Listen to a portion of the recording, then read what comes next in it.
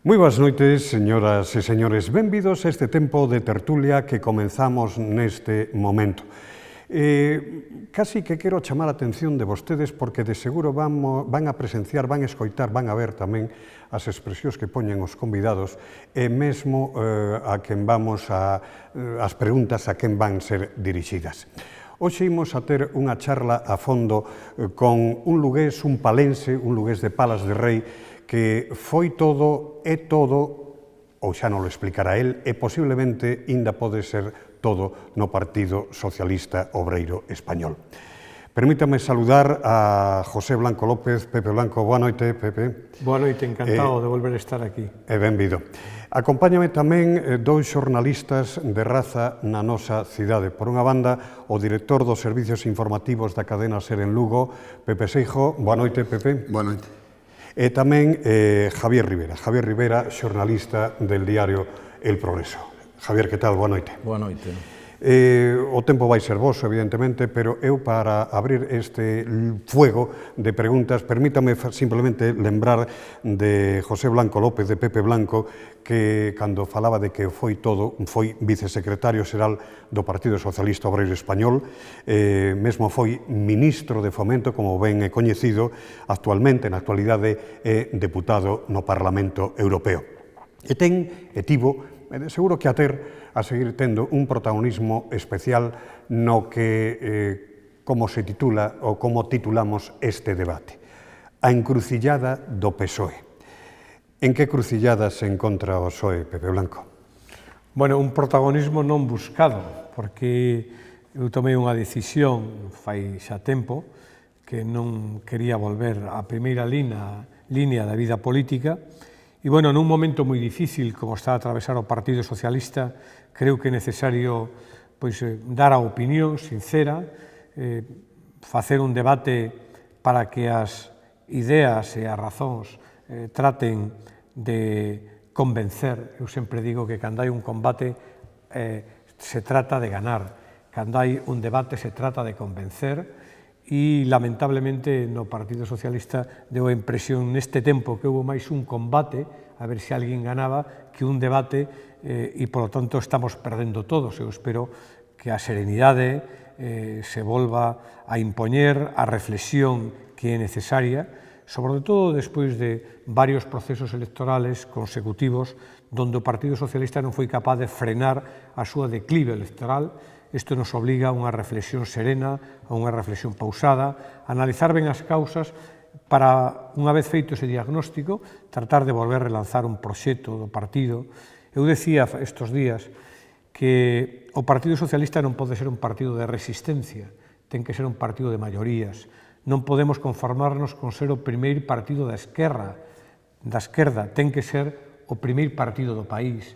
E para iso ten que ter unha vocación de maioría, un proxecto de maioría, e a partir de definir claramente un proxecto de maioría, temos que determinar cal é o liderazgo que pode levarnos de novo a volver ter esa maioría social para volver gobernar España. Situación, eres presidente durante un ano, antes estabas explicando, do Comité Federal, non? Cal é a túa tarefa no Comité Federal? Bueno, a miña tarefa é a de moderar o Comité Federal e tratar de que o debate que ali se produzca de acordo aos procedimentos, as reglas e as normas, tal e como sucedeu, por certo, no último Comité Federal. Eu sou membro do Comité Federal do Partido Socialista desde fai probablemente 20 anos. Terei que pensalo, pero vamos a poñer que en torno a 20 anos. E digo honestamente, este último Comité Federal foi un Comité Federal de gran debate político, de gran altura política, que a mí me reconciliou co Partido Socialista máis alá da dificultad do momento, porque houve intervencións de gran altura nas dúas posicións políticas que se estaban a discutir, pero creo que iso é o que reconcilia un co Partido Socialista, é dicir, que o debate de ideas dé paso por encima das descalificacións, das expresións fáciles. Eu sempre digo neste contexto, non? Que é moi fácil ir a favor de corriente, aínda que a corriente moitas veces nos leve á irrelevancia política. O difícil é argumentar para tratar de buscar o que é mellor para o Partido Socialista, pero sobre todo o que é mellor para España e para os españoles. Mira, estuvo habendo un debate sobre cal tiña que ser o papel do Partido Socialista.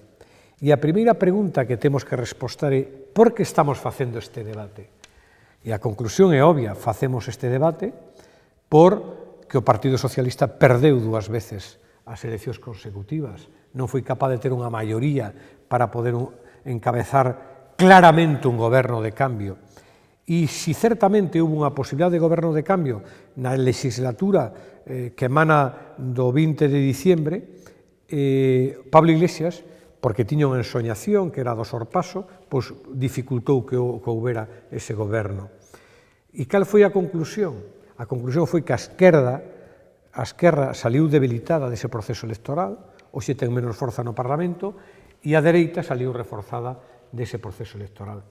E cando os cidadáns falan por 2 veces consecutivas nas urnas, os políticos teñen que saber interpretar a vontade dos cidadáns. Non podemos decir e a xente, como non nos gustou o resultado das eleccións durante 2 veces, vamos a ver se nunha terceira vez o resultado é distinto. Eso sería moi dañino para a democracia, pero tamén sería dañino para o país. Mirad, temos grandes problemas, dos que falamos pouco. Lugo é unha población onde a maioría da xente é pensionista.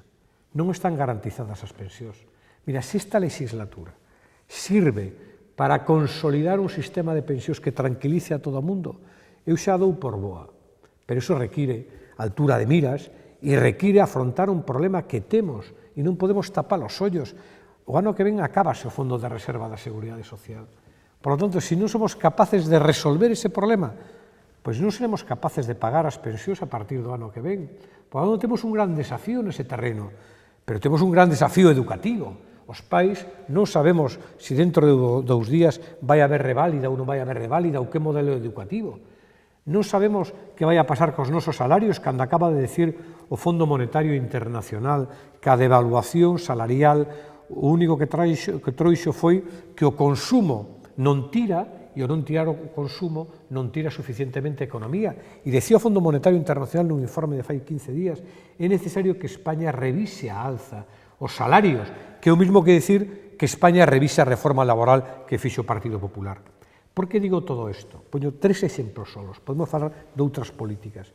Neste contexto político, o Partido Socialista é unha forza determinante no Parlamento, porque pode condicionar, porque non hai maioría absoluta, pode condicionar a reversión de dereitos que nos recortou o Partido Popular, pero tamén pode condicionar as políticas de futuro desde o Parlamento. O vimos onte vímolo o outro día, no propio debate, cando Rajoy se veu obligado a retirar, a deixar paralizadas as reválidas, porque sabe que non ten maioría, precisamente para seguir con ese proxecto. Por tanto, agora somos unha forza decisiva. Non estaba claro que se houbera eleccións, unhas terceiras eleccións, o Partido Socialista pudera ter un papel de forza decisiva para cambiar as políticas que tanto daño, ou as políticas que impulsou o Partido Popular. Adicto, despois de que se está a falar da placidez deste último Comité Federal, que o anterior, o un de Outono, foi bronco, non? Bueno, foi un Comité Federal onde non se respetaron as normas nin os procedimentos, non? Un partido ten unhas reglas de xogo. As reglas de xogo se poden cambiar. Non teñen vocación de permanecer eternamente, pero hai que cambialas por os procedimentos. Cando estamos falando dos problemas dos desafíos de Cataluña, do referéndum, da Constitución, todo se pode cambiar, pero na mentras non se cambia, hai que respetalo, porque se non respetamos as reglas, non hai democracia. A esencia da democracia é precisamente o respeto das reglas de xogo. E nese Comité Federal non se respetaron as reglas de xogo hasta o último momento, e iso dificultou e precisamente deu unha sensación, a verdade, temos que reconocelo, penosa do Comité Federal. Incluso houve unha traslación do que pasou ali que non tuvo nada que ver co que pasou ali, porque ali se dice, no, que ali foron ao Comité Federal para forzar a sustitución de Pedro Sánchez. Non, o Comité Federal tiña un orden do día, que era discutir se se facía un congreso ou non do Partido Socialista. E había unha maioría de xente no Comité Federal que decía que claro que hai que facer un congreso, que está aplazado, e está aplazado porque a dirección do Partido Socialista, con Pedro Sánchez á cabeza, decidiu aplazalo cun argumento de peso político, que era hasta que España teña goberno, hasta que haxa gobernabilidade, pois debemos aplazar os nosos debates internos. Que pasou para que de repente se introducira e se convocara un comité nacional para forzar un congreso de repente? Non pasou nada. Pois o secretario xeral dixo, se a miña proposta de congreso non sai adiante, nun exercicio de coherencia, presento a dimisión. Pero ali non se sustituiu por unha decisión do Comité Federal ao secretario xeral. O secretario xeral condicionou a súa continuidade, e iso foi o que finalmente se votou, a que se acordase o calendario do Congreso. O Comité Federal non acordou o calendario do Congreso e o secretario xeral presentou a dimisión de acordo ao que había dito no propio Comité Federal. Javier Rivera. Pero falaba vostede antes da necesidade de sumar vontades dentro do PSOE, pero tamén é certo que o partido, unha vez que dimite como secretario xeral Pedro Sánchez, precisa dun liderazgo. É urxente ese congreso, ou debe salir o líder, ese líder dunhas primarias? Bueno, o líder ten que salir dunhas primarias, porque esas son as normas do partido. Pero se a mí me pregunta se é urxente o congreso do partido, eu lle respondo, o congreso do partido ten que servir para resolver os problemas que ten o partido. Porque de pouco serviría ter un congreso pasado mañá se non somos capaces de resolver. E que para min resolver? Definir a folla de ruta que ten que emprender o Partido Socialista para volver a ser unha forza maioritaria no país. Por lo tanto, non se trata só dun problema de liderazgo que efectivamente habrá que resolver. Se trata da folla de ruta que temos que seguir. Porque o que é evidente é que a folla de ruta que estábamos a seguir non concitaba a maioría dos cidadáns. Tivemos dúas eleccións xerais, que o único que fan é acentuar o retroceso do Partido Socialista. Tuvemos unhas eleccións autonómicas en Galicia e no País Vasco, que o único que fan é acentuar o retroceso do Partido Socialista. Isto require dunha reflexión. Hai xente que dice, estamos nun contexto político novo. Efectivamente, hai un contexto político novo. Por eso temos que ter a capacidade de responder. Porque eu non me conformo con ser un partido de resistencia, eu quero ser un partido de maiorías. É dicir, eu creo que iso é fundamental. É dicir, en Galicia, por exemplo, é necesario que o Partido Socialista xa en Galicia foi terceira forza política, agora estamos empatados, pero fomos terceira forza política cando Beiras ganou unhas eleccións. E o Partido Socialista que fixo? Rearmouse e fixo un proxecto político para decir, eu teño que ser capaz de atraer os progresistas, os galeguistas, ampliar o espectro. Fixemos proxecto e definimos un liderazgo, Emilio Pérez Touriño. E fomos capaces de revertir aquela situación, porque había proxecto e había unha folla de ruta. Pois o PSOE ten que definir un proxecto, ten que definir unha folla de ruta e para iso ten que facer unha reflexión serena na que participe todo o partido, todos os militantes, pero tamén a sociedade progresista que queira aportar de ideas para axudarnos a emprender o camiño. Porque estamos vendo, ademais, lamentablemente estamos vendo, de que Podemos non é un partido con vocación de maioría, con vocación de goberno, é un partido con vocación de protesta. Esta é a gran diferencia. Nos queremos ser un partido con vocación de maioría para gobernar e para resolver os problemas da xente. Por iso, cando se decía, agora, cal é a utilidade política do Partido Socialista neste momento? Ser un partido de confrontación exclusivamente co PP? Ou utilizar a nosa forza para revertir as políticas que fixo o PP que tanto daño lle fixeron a xente? E eu aposto, pensando na xente, que hai que revertir as políticas, hai que cambiar esas reválidas, hai que garantizar esas pensións, hai que mellorar os salarios, hai que ter unha renta mínima de inserción para garantizar a xente que non ten ningún duro que poida ter un mínimo vital garantizado. Don José Blanco, sí, posiblemente, efectivamente, esos son os obxectivos máis claros e nidios que poda ter o Partido Socialista. Non hai que esquecer dúas partes que a mí me parecen moi importantes. Como resolver o problema coa militancia, o entendemento que a militancia levou este tempo atrás que a cidadanía presenciou. Eso por unha banda. E non se pode esquecer que os resultados do PSOE a nivel do Estado, 85 diputados, a ver, é unha cifra moi cativa, non? Sí, absolutamente. Nosotros, o partido tomou unha decisión de sustituir a Alfredo Pérez Rubalcaba, que tuvo 110 diputados. E naquele entre se dixo que iso era a consecuencia dunha xestión do goberno anterior do que eu formaba parte.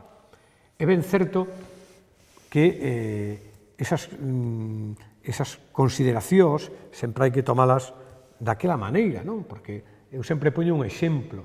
É dicir, un candidato do Partido Socialista, membro do goberno de Felipe González, bastante maduro desde o punto de vista da súa edade, que é Ángel Gabilondo, no mes de maio tuvo 6 puntos máis de porcentaxe de votos para o Partido Socialista que hubo 6 meses despois nas eleccións xerais.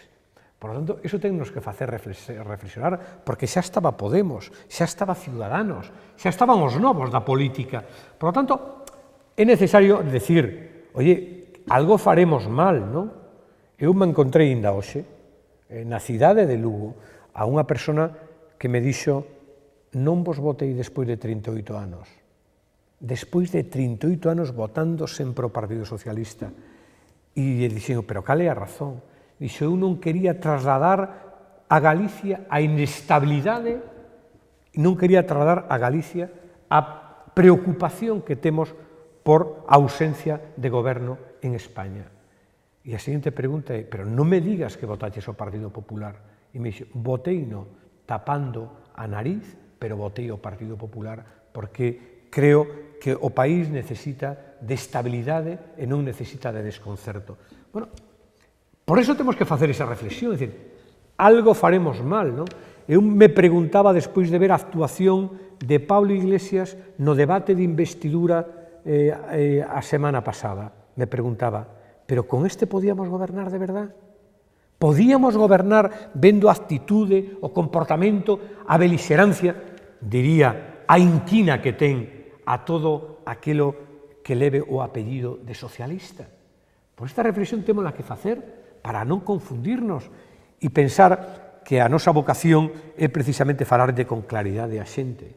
E probablemente o gran erro do Partido Socialista, eu teño dito en algún ámbito, foi que o día da segunda votación de Pedro Sánchez como candidato a investidura do partido de presidencia do goberno, cando se iba a producir a segunda votación, tiña que haber interpelado a Pablo Iglesias e haberlle dito, neste intre vostede está a decidir se o presidente do goberno son eu, Pedro Sánchez, ou é Mariano Rajoy, porque eu non vou a bloquear a situación política do país e de vostede, señor Iglesias, dependerá neste acto quen é o presidente do goberno de España.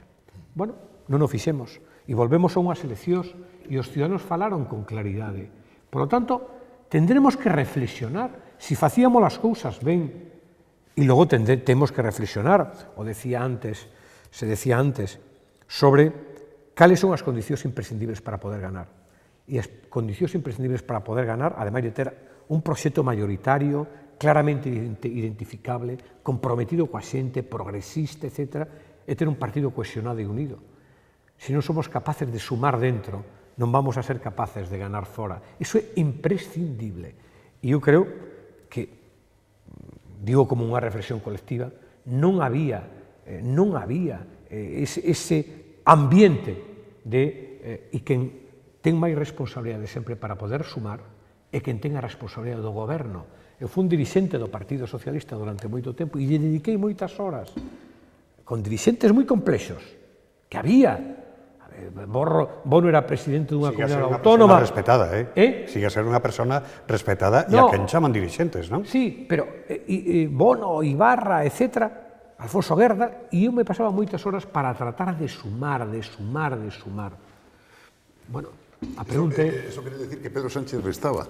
O incluso, trasladando a pregunta, Pedro Sánchez podemizou o PSOE? Mire, eu nunca vou utilizar unha palabra de descalificación a ningún secretario xeral do Partido Socialista e, dende logo, aproveito todas as entrevistas que teño nestes días... Pero é o peor que conoceu? No, aproveito as entrevistas que teño todos estes días para decir que o que pasou con Felipe González recentemente ten a miña repulsa, a miña condena, é absolutamente intolerable e, ademais, que veña dos chamados nova política. Mire, si a maioría dos presidentes das comunidades autónomas do Partido Socialista manifestaron dudas sobre o liderazgo de Pedro Sánchez, a conclusión é que algo non fixemos ben. non fixemos ben porque é prácticamente unánime. É dicir, iso interpela a que quen ten a responsabilidade se pregunta en que fallei. Se ten que facer esa interpelación. Probablemente, eu non estou dicindo que a culpa seña unilateralmente de nadie, pero un ten máis responsabilidade que outros.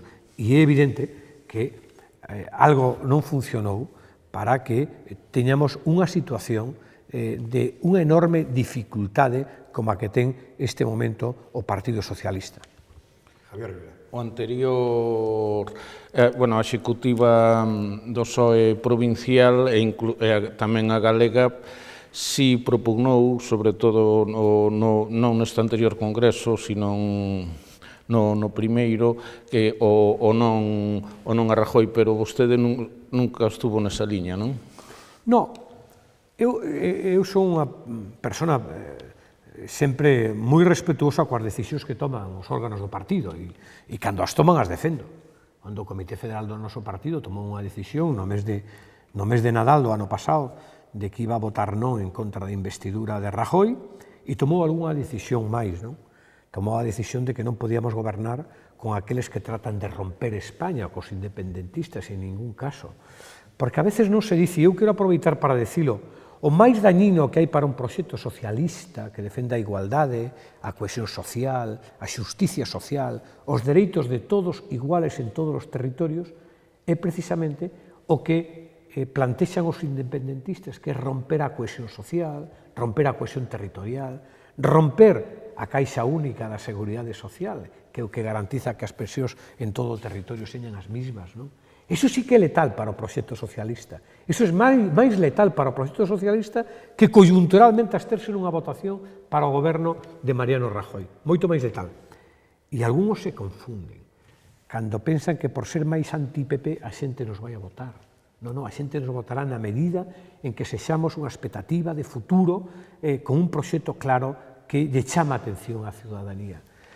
Por eso, o Comité Federal decidiu claramente que non podíamos pactar cos independentistas porque era a quiebra. Porque, claro, dice, noutros momentos da historia houve acordo cos nacionalistas, sí, pero non estaban plantexando romper España, non estaban plantexando abandonar España, non estaban plantexando esas políticas que son lesivas para o que nós representamos. Había, e, polo tanto, eu fui moi respetuoso, pero producidas as segundas eleccións e producido, ademais, un acordo moi amplio que lle daba ao Partido Popular casi a maioría absoluta, pero que daba por moi poucos escanos. Bueno, eu creo que despois de que se produxo eso, que foi no mes de agosto, coa votación de investidura de Mariano Rajoy, o Partido Socialista tería que haber feito outra reflexión sobre o que tiña que decidir, en lugar de facer unha reflexión se tiñamos que facer ou non o Congreso neste momento. Creo que esa obligación a tiñamos e lla debíamos ao país, non? Probablemente foi unha fuxida hacia diante, para min errática, porque se o 18 de Nadal houbera eleccións, probablemente o Partido Socialista non sería unha forza determinante no Congreso, probablemente non podíamos revertir esas políticas que tanto criticamos e probablemente, ademais, o Partido Popular salise reforzado. Mire o que pasou en Galicia. En Galicia fai un ano, menos dun ano, Feijóo dudaba se presentarse ás eleccións ou non. Unha duda que tuvo atormentado unha boa parte da dereita e tamén desconcertado unha boa parte do país galego. Pero por que tiña esa duda? Non porque non quixera presentarse. Tiña esa duda porque sabía que non tiña maioría absoluta para poder gobernar. E que sucedeu? Dende fai 8 ou 9 meses ata o día das eleccións, que foi capaz de conquerir esa maioría absoluta. Entre outras cousas, por os nosos erros. Porque xa os primeiros estudios postelectorales empezan a decir que nos perdimos votos hacia o Partido Popular e hacia as mareas, hacia os dous lados. Seguramente que iso tamén temos, non seguramente non, deso tamén temos que reflexionar. Alguén me pode dicir, pero usted está votando encima do candidato a responsabilidade do resultado electoral. Dios me libre, en 2 meses de campaña electoral, en 2 meses correndo para facer o programa electoral, non se pode revertir unha situación. Eu non vou a señalar a Xaquín Fernández Leiceaga como responsable, para nada, mas creo que Xaquín é un activo moi necesario no Grupo Parlamentario Socialista neste tempo, pero en todo caso a reflexión hai que facela. A reflexión hai que facela porque se non a facemos, pois non seremos capaces de poder emprender unha nova etapa para volver a recuperar o tempo e para volver a recuperar o espacio político que perdemos. Ten que dimitir Pilar Cancela? Bueno, Pilar Cancela, eu digo que o houbera feito eu non lle vou a señalar o camiño a nadie, pero Pilar Cancela é membro dunha xestora designada por unha dirección que xa non está, non é elexida, foi designada por unha dirección que xa non está. Cando menos debería haber posto a disposición da dirección o seu cargo.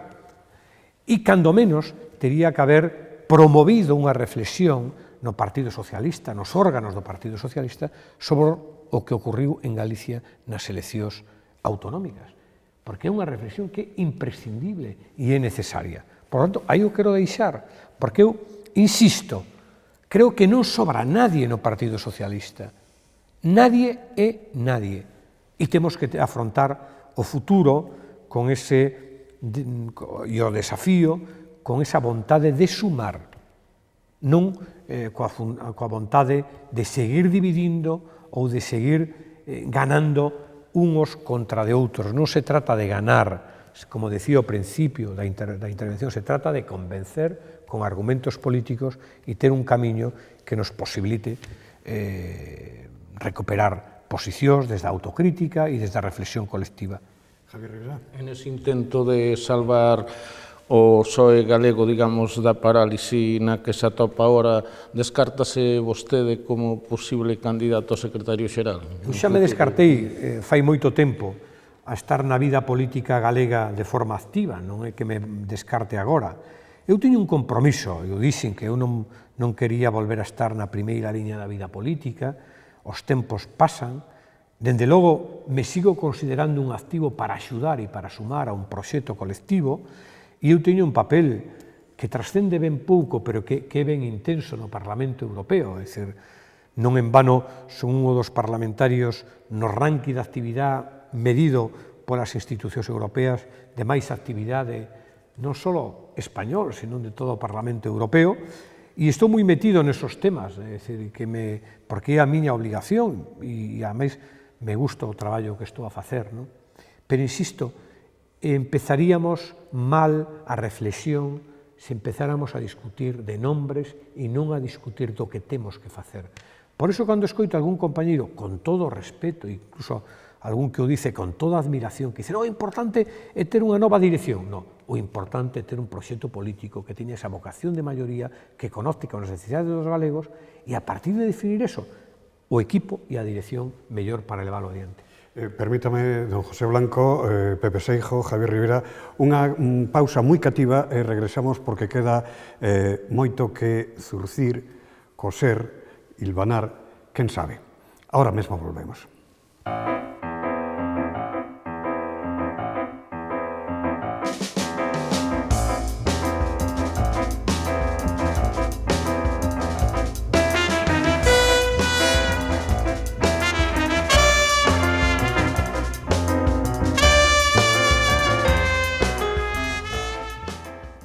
Xa estamos aquí de novo no tempo de tertulia de Telelugo nesta xornada de xoves falando co eurodiputado lucense de Palas de Rei don José Blanco López. Estamos tamén na compaña de Pepe Seijo, director dos servicios informativos da cadena SER en Lugo e do xornalista del diario do xornal El Progreso, Javier Rivera. Remataba eu a primeira parte do programa e vou non volver a repetir por aquilo de que se fixo moi famoso, de seguro que ese símil vai ser a seguir sendo moi utilizado, e dirixíame eu a don José Blanco, dicindo, hai moito que hilvanar, hai moito que coser, hai moito que zurcir, ou hai moito que remendar no Partido Socialista, don José Blanco. Eu, sobre todo, creo que hai moito que pensar. Pensar a folla de ruta, o camiño que temos que seguir, e logo tratar de incorporar nesa folla de ruta, nese camiño que temos que percorrer a maior parte, o maior número de persoas de dentro e tamén de fora do Partido Socialista. Por lo tanto, se trata de reflexionar. Mira, a veces algúns tratan os militantes do Partido Socialista como se foran adolescentes. E os militantes do Partido Socialista son adultos. E o que queren é razóns, argumentos, o que queren é ver o Partido Socialista en forma. E probablemente agora se mezclan moitos sentimentos, moitas emocións, pero sobre todo por unha cousa, porque ven o Partido Socialista con moita debilidade e o que queren ver é o Partido Socialista con moita fortaleza. Pois ese é o debate que temos que facer, é dicir, como somos capaces de volver a fortalecer o Partido Socialista. Por iso digo que é necesario moito pensamento, moita sustancia para poder superar estes momentos de dificultade, que, por certo, non son solamente momentos de dificultade aquí en España, non hai máis que ver o que está ocorrendo cos populismos no conxunto do mundo, en Europa. Bueno, por eso, sempre eu creo que os políticos teñen a obligación de asumir a responsabilidade e de interpretar ben o mandato dos cidadáns. Cando os políticos tratan de transferir aos cidadáns as decisións que lle corresponden tomar a eles, a veces hai sorpresas. Pasou co referéndum do Brexit en Reino Unido, pasou co último referéndum sobre a paz en Colombia últimamente. Eu sempre, cando se estaba a negociar con ETA o final da violencia, había estudios, moitos estudios, para ver que pensaba a xente, e a xente decía, arrégleno, pero non me conten como arreglan. A xente quería que se resolvera o problema e non quería saber como se arreglaba o problema, é dicir, non me transfira a min o problema, eu lle din a vostede a responsabilidade, lle transferín o meu voto, por tanto, arregleo. Por iso me parecía un desastre para a democracia volver a votar por terceira vez, sinxelamente porque non nos gustaran os resultados das dúas eleccións anteriores. Hai que coser a nivel nacional, pero hai que coser tamén en Galicia e en Lugo, non? Insisto, hai que marcar unha folla de ruta e eu estou convencido de que é posible e hai que dar seguridade e eu creo que tamén é posible, hai que dar certezas, creo que tamén é posible e temos que superar pequenas liortas, non? E ter altura de miras. Se o Partido Socialista ten altura de miras, se o Partido Socialista ten proxecto, se o Partido Socialista é capaz de entender que só o esforzo colectivo de moitos pode volver a ter resultados, estou convencido de que podemos conseguir. Lugo é un moi bon exemplo. Lugo é un bon exemplo cando Pepe Orozco asumiu por primeira vez a candidatura, despertou ilusión na xente, non? E logo foi capaz de trazar un proxecto maioritario transversal que iba máis alá das fronteiras do Partido Socialista e tuvimos os mellores resultados electorais da historia da cidade de Lugo, porque fomos capaces non de atraer e de facer un proxecto transversal, maioritario, incluyente. Pero claro, para a primeira idea, para facer un proxecto incluyente, é que temos que incluir primeiro entre nós, para ser capaces logo de incluir os demais, non? E despois da investidura chega a inmediata negociación dos orzamentos xerais para o 2017, que tamén precisa dun acordo para evitar novos bloqueos, como telón de fondo tamén ten a presión da Unión Europea. Cal cree que debe ser o papel do PSOE nesta cuestión? Mira, a mí me preguntaban nunha reciente entrevista nunha televisión nacional se o Partido Socialista estaría en condicións de apoiar os presupostos xerais. E eu lle dixen a persona, ojalá puidéramos aprobar os presupostos. Sería que abrían os presupostos xerais que revertían o que foi a política de Mariano Rajoy. Significaría que poñeríamos as becas e o gasto educativo e sanitario na primeira liña da inversión pública. Significaría que se acabaría co copago sanitario. Significaría que volveríamos a invertir en investigación, en desarrollo, para que este país non perdera pé no debate sobre a competitividade, a industrialización, etc. Significaría, en definitiva, que se crearía con esos recursos que hai que recuperar desa amnistía fiscal que fixo o Partido Popular, que, como está nos acordos que se suscribiron, que houberon a renta mínima para as persoas que non teñen ningún tipo de recurso e que chegaríamos a un acordo sobre as pensións do futuro. Ojalá puidéramos estar en condicións de votar eses presupostos. Pero, dende logo, o Partido Socialista, e o dixo claramente o portavoz parlamentario, non vai a dar ningún cheque en blanco porque nós non fixemos un acordo de legislatura, un acordo de apoio ao Partido Popular. Algúns dicen, pero tiñenlle que haber sacado ao Partido Popular compromisos, porque ustedes deronlle o apoio, a abstención, sin nada a cambio, e que nós non queremos comprometernos coas políticas de Rajoy. Se hai unha reversión desas políticas, pois estaremos en condicións de poder falar, pero lamentablemente creo que non vai a velas. Pero dispostos a negociar?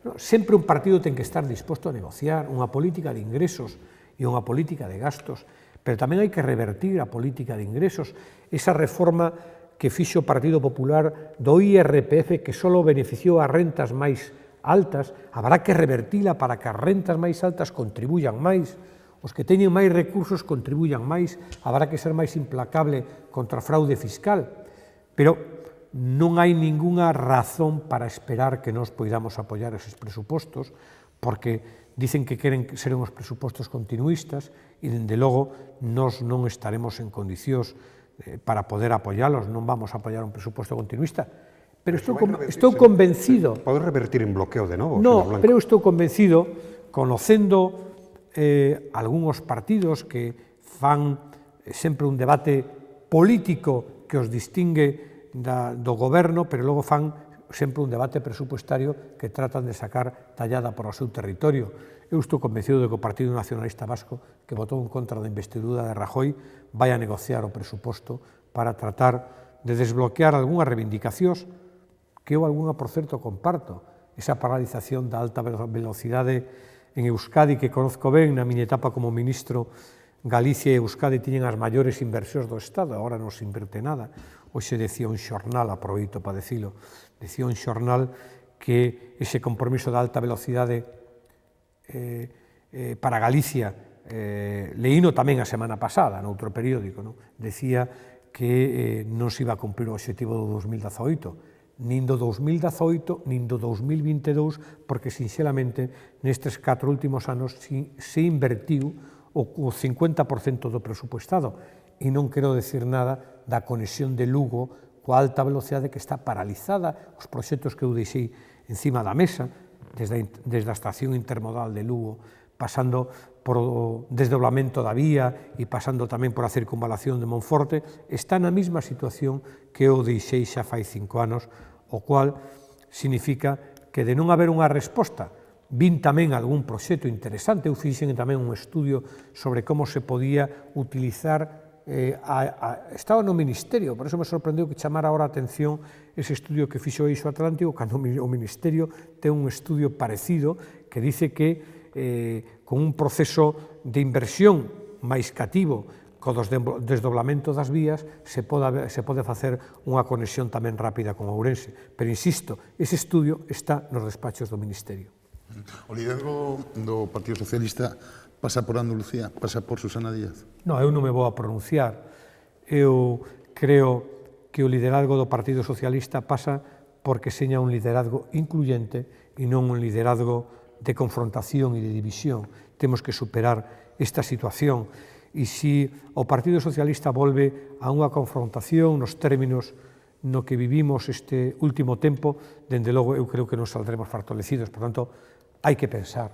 Eu non excluyo a nadie e a nadie, tampouco o anterior secretario xeral, pero en todo caso, insisto, para mí é moi importante o como temos que facelo para poder superar unha situación demasiado traumática para o Partido Socialista. Pero seguindo na mesma liña da pregunta que lle facía Pepe Seijo, si é certo que desde o punto de vista das estadísticas electorais hai un peso evidente para o PSOE en Andalucía, un peso evidente tamén do voto catalán se se quere proyectar unha maioría no Estado, non?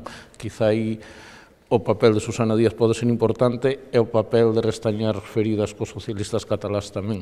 Sí, insisto, pero non se pode comparar en peso político. O Partido Socialista de Andalucía, se non me equivoco, ten 20 escaños no Congreso dos Diputados e o Partido Socialista de Cataluña ten 7. No ano 2008 tiñamos 25. No ano 2008, en Galicia, tivemos o mellor resultado da historia do Partido Socialista. Logo fomos capaces de dilapidar en ben pouco tempo ese resultado electoral, non? E por lo tanto temos que preguntarnos por qué.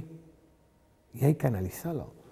Hai que analizar, por exemplo, o resultado electoral das eleccións autonómicas nas cidades, e hai que ver o comportamento tamén deses resultados electorales, porque, insisto, se non somos capaces de pensar donde temos os problemas, non seremos capaces de atallar esos problemas.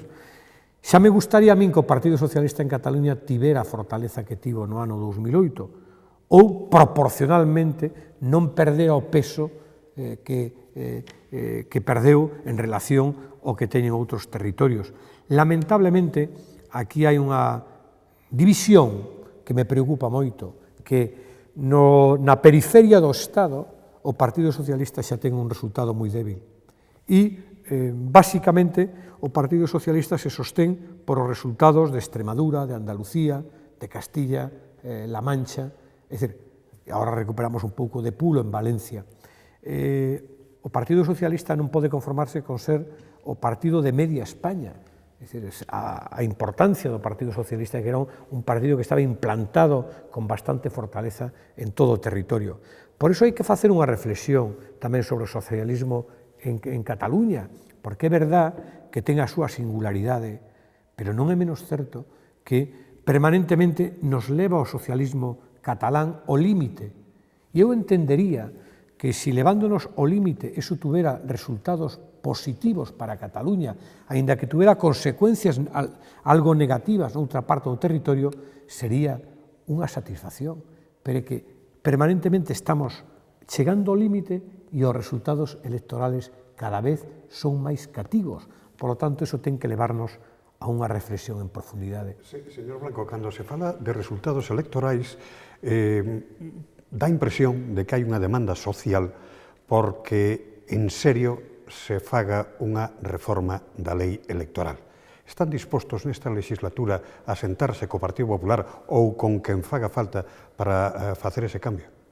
Bueno, sempre un ten que estar aberto aos cambios, non? Pero a mí me gustaría que alguén me dixera cal é a reforma da lei electoral que quere facer. Porque aquí hai moitas ideas de que hai que reformar a lei electoral, pero para qué? Para ir a circunscripcións máis pequenas e, por tanto, a xente elixa directamente o seu diputado, para desbloquear as listas electorales. Xa temos as listas electorales do Senado desbloqueadas e o resultado é exactamente o mismo que no Congreso dos Diputados. O orden prácticamente, excepcionalmente se altera, pero non se altera. Por lo tanto, que modelo queremos? Eu estaría disposto, pero se alguén me dice que hai un modelo mellor que o que temos, eu estou disposto a discutilo, pero todavía non coñezco ningún modelo de sistema electoral que posibilite unha representación máis plural da que pode ter o Parlamento. É dicir, algúns, por exemplo, cando plantean que ten que haber un fondo para que os restos que en cada provincia non dan diputados, non dan diputados, vaya todo un fondo nacional para poder compensar.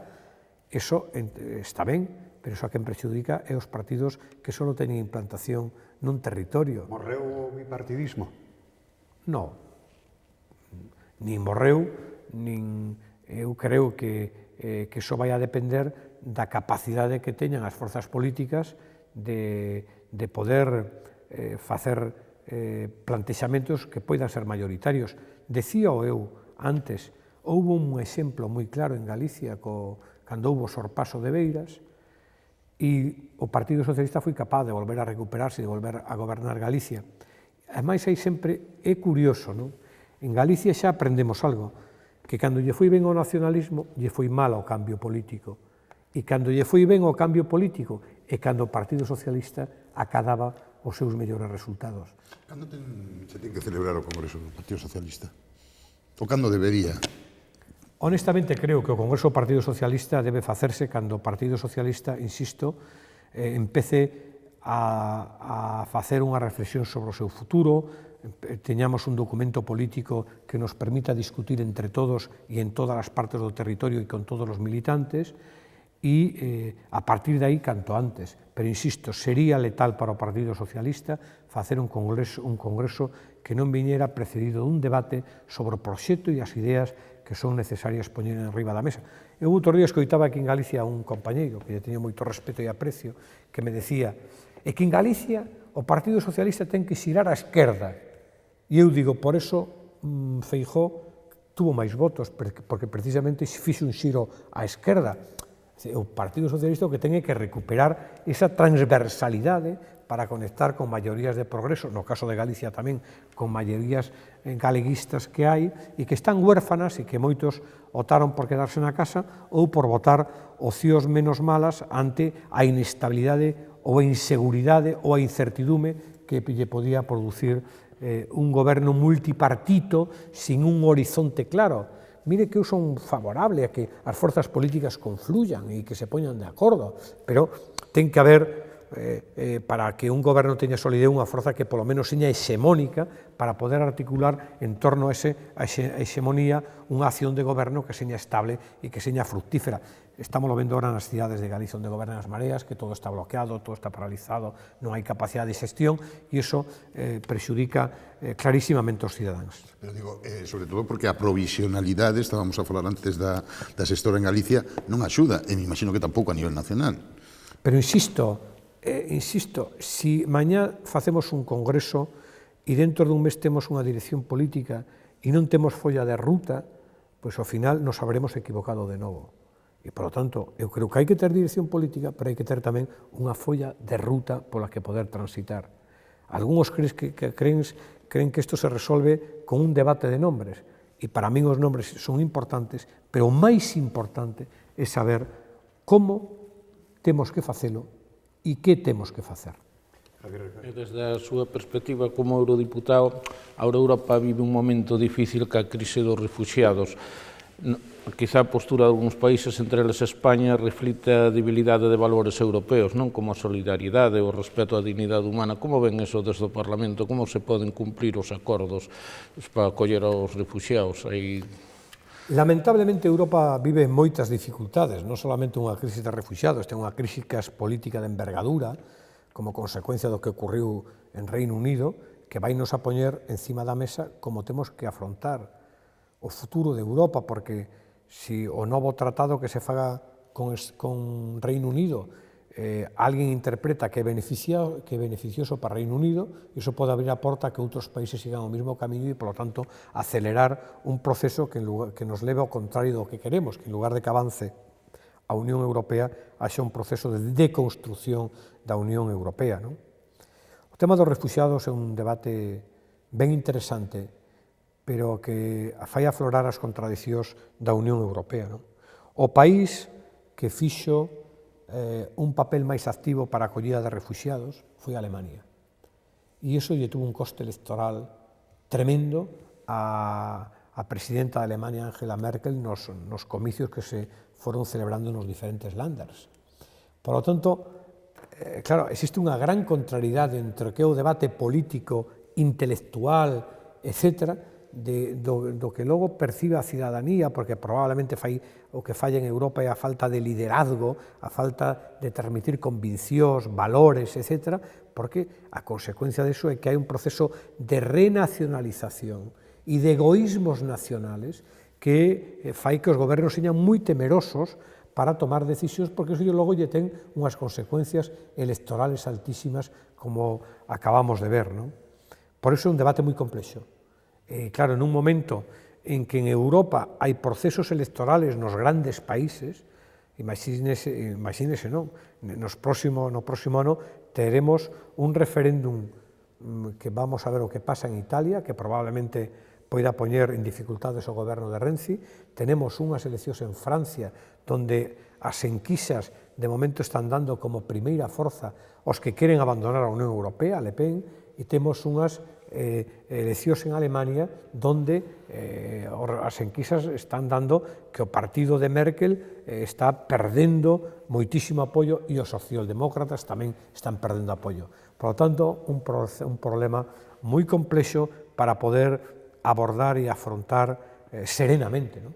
E eu estou convencido de que, lamentablemente, pois ese desafío que temos non estamos á altura e, además, as condicións políticas e o momento político dificultan esa salida. E logo aparecen problemas coa xestión dos refuxiados. Ahora acaba de verse algún informe donde, despois do acordo que hubo con Turquía para que poidera acoller refuxiados, como explotan en contra do acordo, vulnerando os dereitos humanos, etc., as persoas que teñen acollida en base a ese acordo. Por lo tanto, é unha situación moi complexa e moi difícil de buscar un equilibrio para dar unha resposta necesaria, imprescindible, pero con moitas dificultades e moitas aristas. Estamos chegando xa ao tempo límite do noso programa, pola miña parte voulle facer a última pregunta, logo deixo que os meus compañeros tamén lle fagan a súa. Vostede, como home preocupado, como lucense, como lugués, e home preocupado por todo o que acontece na nosa provincia, que análise fai do goberno provincial, do goberno da Deputación? Bueno, é unha situación de enorme dificultade, non? De enorme dificultade que tamén ten que levarnos a reflexionar para ver se somos capaces de atopar entre todos un camiño que lle dé estabilidade. Eu teño un gran concepto personal e político de Darío, do presidente da Diputación. Me parece que é unha persona honesta, traballadora, capaz, un bon tipo, como dirían por aquí, unha boa persona, non? E eu estou convencido de que Darío lle gustaría buscar unha solución de estabilidade e eu espero que todo o mundo lle axude e non lle poña excesivas dificultades para que esa solución de estabilidade se poida atopar, porque eso, en definitiva, vai en prexuicio do conxunto dos lucenses e da propia institución. Pero eu teño gran confianza en Darío, estou convencido de que cando pase esta tormenta que vivimos no Partido Socialista tamén será capaz de encontrar ese punto que lle permita superar esta situación, desde logo a miña disposición para cooperar a ten, e lo sabe, non? Bueno, cando hai cambios, sempre hai algún problema para topar o punto necesario para ter...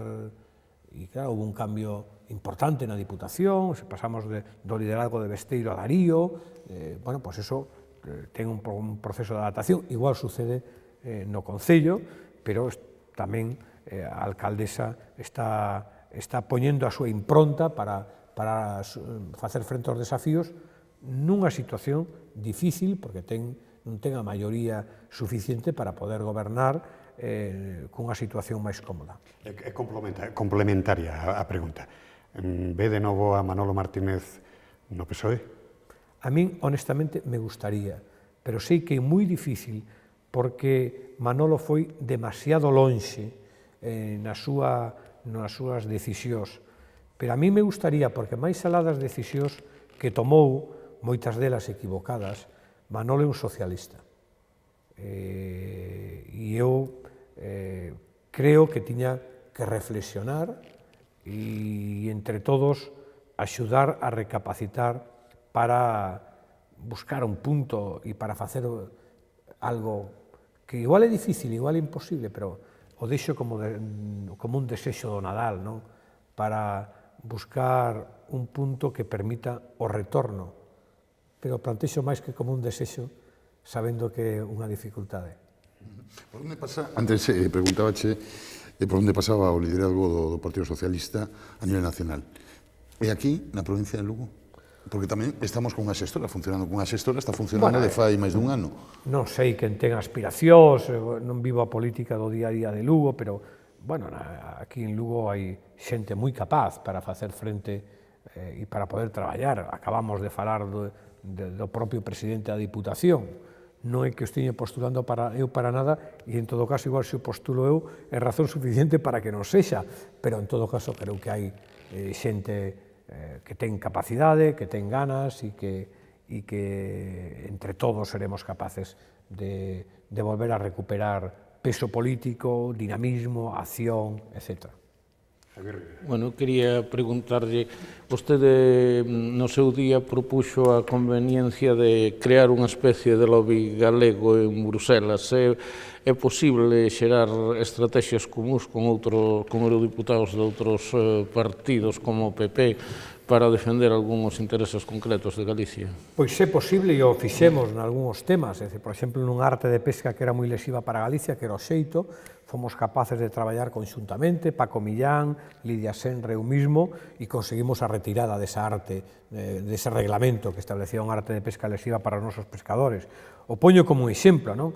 Acabamos de facer e aprobar da mao tamén do Partido Popular Español unhas iniciativas que van a ser moi favorables para a industria española, e estou convencido de que hai unha iniciativa que pode ser aprobada, que a presentei eu, pero que tamén suscribo o Partido Popular, para compensar as empresas con alto consumo energético, caso de aluminio na provincia de Lugo, e iso ahora mismo é que hai un proceso, permítame que o explique un minuto, hai un proceso donde hai unha competencia desleal entre os Estados membros, porque hai países, está permitido por un reglamento, no caso este, hai países que financian a enerxía que consumen as empresas que teñen alto consumo, da igual que seña de aluminio ou de aceiro, por exemplo, Alemania, con moitos recursos, Italia os financia un pouquiño e España non financia prácticamente estas empresas, co cual o problema que xa hai da carestía de enerxía en España, que é un pouquiño máis alta que no resto de Europa, se introduce un elemento de competencia desleal brutal. Pois eu plantexei que nunha emenda a un reglamento que se vai aprobar, que en lugar de que cada país poida compensar as súas empresas, que exista un fondo europeo, cunhas reglas europeas, para compensar a todas as empresas europeas e, por lo tanto, evitar esta competencia desleal. Creo que se vai aprobar. Iso é beneficioso para Aluminio, entre outras empresas, para moitas empresas do aceiro de Bilbao e de Asturias, etc.